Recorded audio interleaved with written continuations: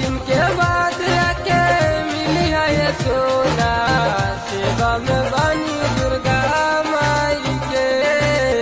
9 गो कलशा 9 गो दियरिया लेके